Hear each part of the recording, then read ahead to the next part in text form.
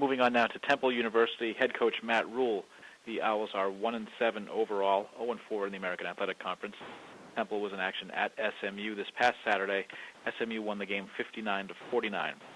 Temple back on the field Saturday at Rutgers for a noon Eastern Time start in the American Athletic Conference game of the week. And as we referenced at the beginning of the call, wide receiver Robbie Anderson named to the American Athletic Conference Weekly Honor Roll. Coach, thanks for joining us on the call. If you could take a minute to tie up the game in Dallas on Saturday, and then tell us what we look forward to back on the field at Rutgers this coming Saturday. Yeah, so our hats are off to SMU for a tremendous comeback and a great conference game, and obviously Coach Jones and his staff are as classy an organization as you'll be around. So it was a disappointing loss for us to take that lead and lose it in the second half. So as we move forward now, we just have to focus on a Rutgers team that is an experienced, strong, powerful football team that we played last year, and try to carry over what we did in the first half last week and play for 60 minutes this week against Rutgers. With that, I'll see if you guys have any questions. Questions for Coach Matt Rhule, please. Hit *1 on your telephone to join the queue, and then the operator will introduce you. And first question will come from John DiCarlo of OwlScoop.com. Hey, Matt, how you doing? What's up, John?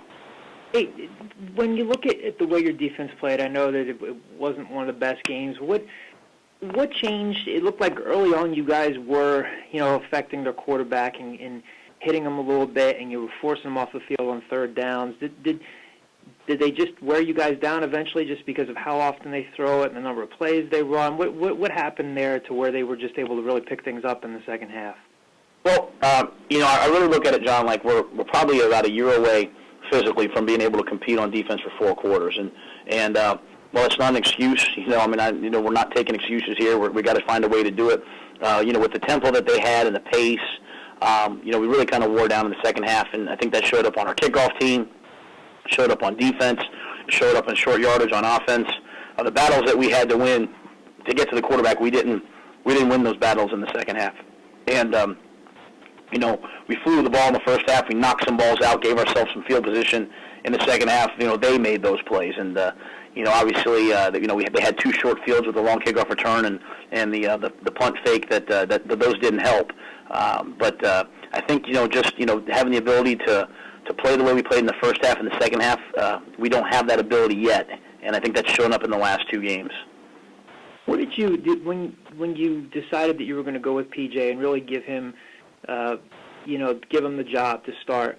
Did you reasonably expect a game where he'd fire off 15, 16 straight completions like he did Saturday and have the type of early success that he's having?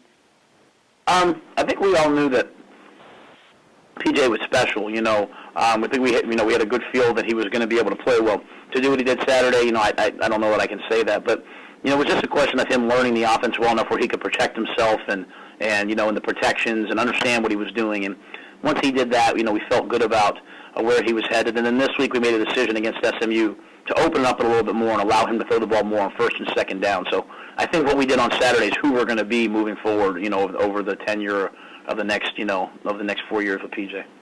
Same kind of question with Robbie. A guy that, leaves the team, comes back, and is walking on and paying his own way, and then goes out and has the type of game that he had for you Saturday. Did you expect that type of a turnaround from him? I always knew what he was capable of, and that's what we told him all along. One thing we've tried to do first here is we try to set in place work ethic and discipline. And some guys have bought into it, some guys haven't, and have had to leave. In the end, while he maybe didn't make the best decision, he did make the decision eventually he wanted to be here and wanted to be a Temple Owl, and that's important to me that he made that decision. And so he's bought into what we're doing, and as a result, we have a great player on our hands. So last question for you. When you look at Rutgers, and how has the team responded in the past couple of days off of this game where you have a game where you score a lot of points and you give up a ton of points? Is it kind of a mix of emotions for them? How did they come back from the trip? Encouraged, kind of beaten down a little bit of everything? How have they responded the past couple of days? Well, I think we've just tried to be truthful with them. The truth is that we've played 2 really good first halves the last 2 weeks, but we haven't played 4 quarters. And while we have to get bigger and stronger to allow us to do it, we also have to commit to playing 4 quarters and enjoy the battle all the way through. And when we put some late touchdowns together, we had 2 chances where we had the ball inside the 40 at the end of the first half where we could have put one in and really put the game out of reach, and we didn't. So I think they're encouraged because they can see how much better we're getting, but they also know that there's a lot more ahead of us and how good we can be in the long run if we'll continue to do what we're doing. Thanks, Matt. Appreciate it. Sure. And we'll go next to Tyler Bartow of the Trentononian. Good afternoon, Coach. How's it going? Great, thank you. You got your start in the Al Golden era, which was kind of the turnaround at Temple football, and Rutgers turnaround kind of coincided with that. What's been the biggest undertaking in changing the culture in a program that's historically struggled?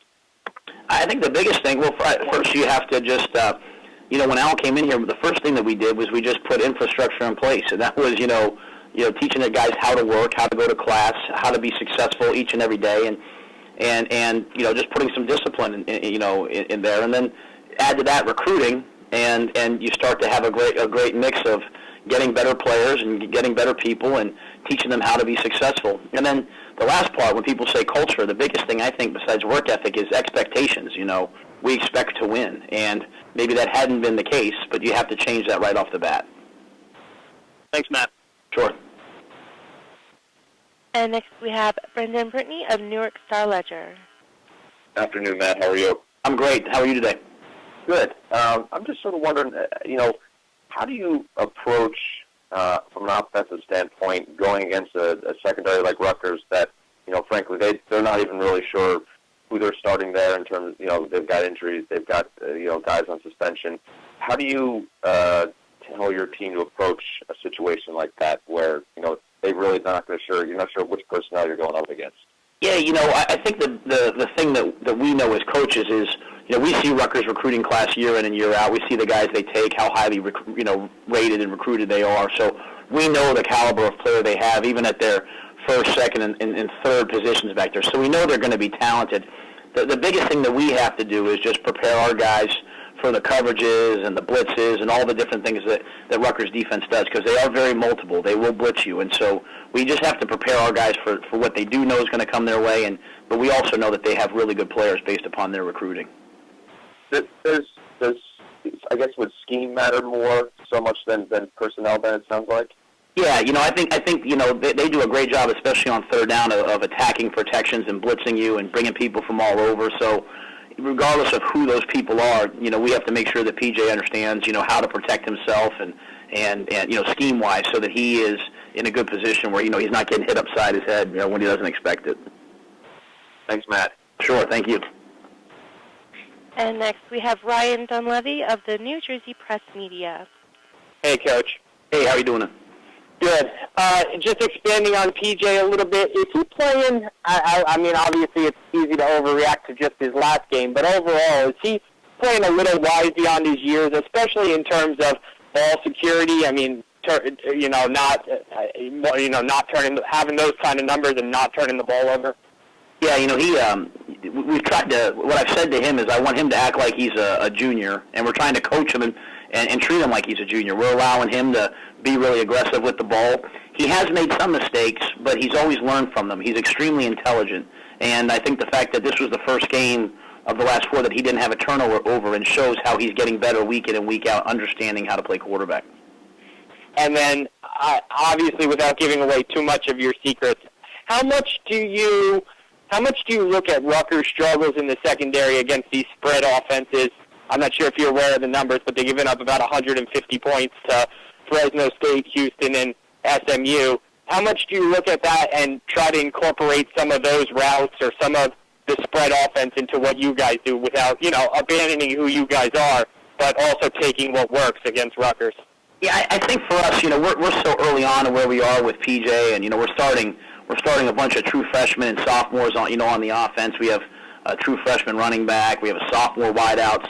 I think we're at the point now where we're just trying to get really good at what we do, and so maybe a year or two from now we'll be able to kind of copycat and steal what works on film. But right now it's basically just kind of, hey, we're going to do what PJ feels really comfortable with and see how that works on game day.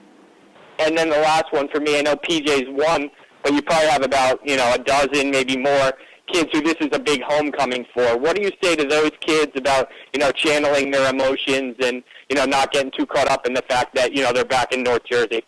Well, I want them to be excited about being back home and playing in front of their family and friends. The one thing that I've said to PJ every week, I usually pick a different high school that he played against and say, just go play like you're playing, against, such and such high school. And that's really the key to success is to play with confidence but not get too hyped. And we know our kids are going to be excited to go back home. We have a lot of them that are playing in front of their family and friends. And I want them just to go play in front of them the way they played in high school. Relaxed but excited, not try to do too much, just let the game come to them. Thanks, Coach. Yes, sir. And next we have Greg Johnson of the Daily Targum. Hey, Coach, what's up? Hey, how are you? I know Rutgers is splitting reps at quarterback between two different guys. I was just curious how you plan to go into preparing for two different quarterbacks this week.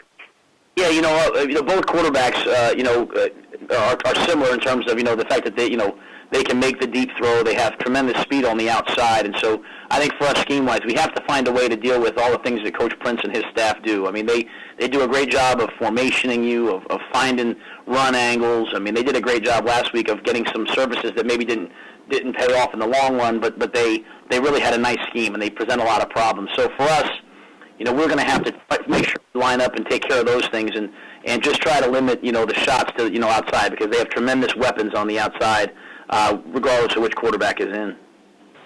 All right. Appreciate it. Yes, sir. Coach, thanks for the time this week. Look forward to talking to you again next Monday. Sounds great. Thank you. And it's Temple at Rutgers on Saturday, noon Eastern Time start in the American Athletic Conference game of the week.